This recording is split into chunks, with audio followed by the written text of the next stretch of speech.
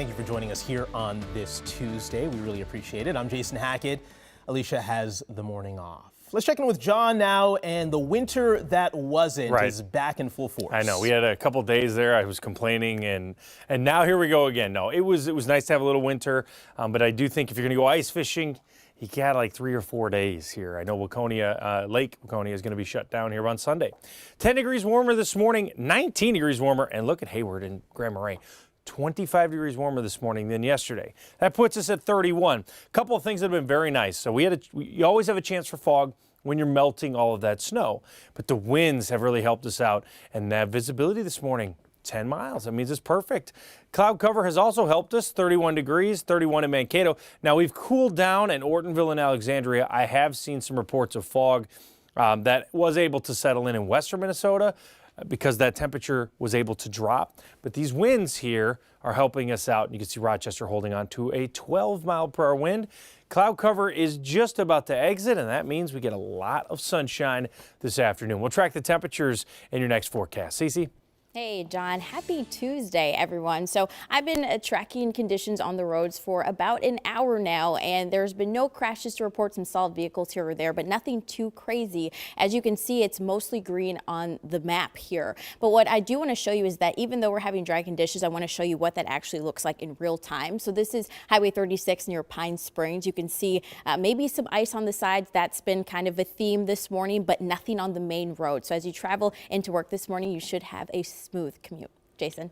All right, CC, thank you very much. Staying on top of brand new information and coming in from the Hennepin County ME. About 20 minutes ago, my producer handed me this report here of the suspected gunman in the deadly standoff in Burnsville. It confirms that he took his own life after police say he shot and killed these 3 Burnsville first responders. First, we're getting a live picture in right now from the medical examiner's office in Minnetonka. Behind those curtains, first responders are standing guard over their fallen brothers, officers Paul Elmstrand and Matthew Ruge.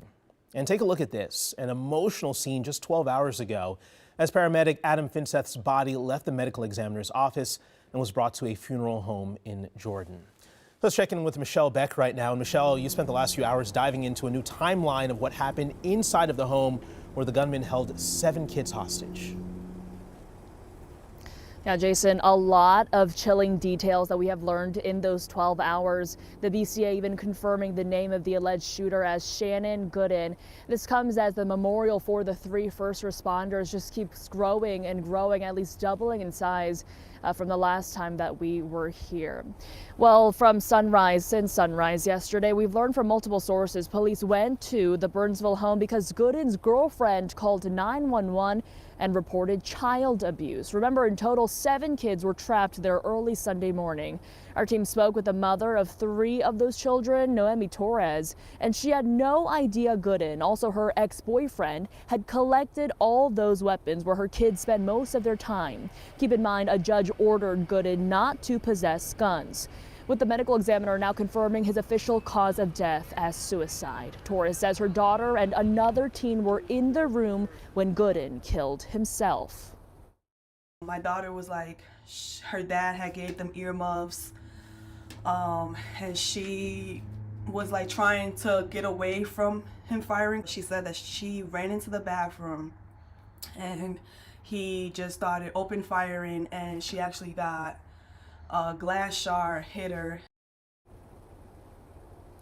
Yeah, coming up in the next 30 minutes, we'll detail another scary interaction between Gooden. We'll tell you what Gooden asked his daughter, his 14-year-old daughter, moments before he died. Jason. Michelle Beck reporting live. Thank you very much. And we're learning so much more about the men behind the badges and who they were outside of their jobs in public service. Those who knew 40-year-old firefighter Adam Finseth describe him as selfless with an unwavering dedication to helping others. Adam had been with the city of Burnsville as a firefighter and paramedic since 2019.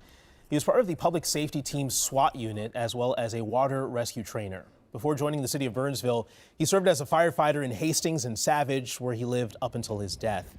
He was a student in 2021 at the Tactical EMS School, an intense 6-day training camp.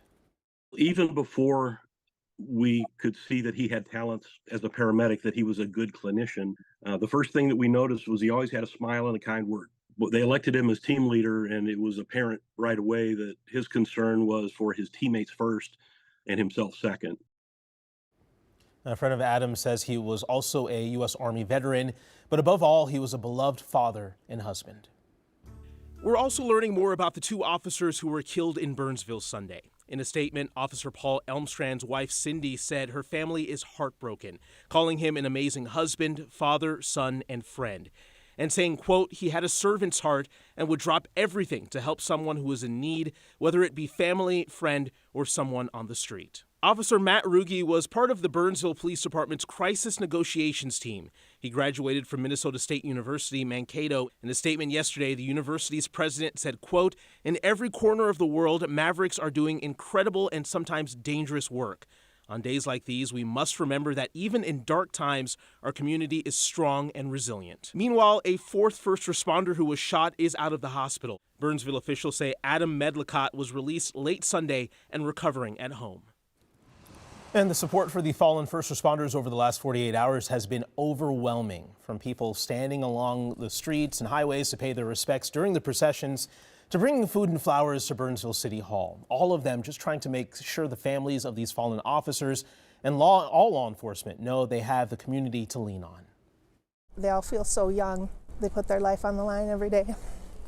And I'm sure every day they go to work expecting to come home, knowing there's a possibility that they won't. It's too many, and it's like we shouldn't be here.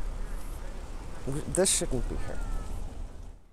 So right now, first responders from other territories are helping cover the city of Burnsville to give them time to grieve. Now, if you want to help the families of those first responders, the city of Burnsville says it'll have official donation pages posted later this week on its website. And remember, the city says to be on the lookout for scams. There's some people out there looking to take advantage of you. We have a link to the city's website on KARE11.com.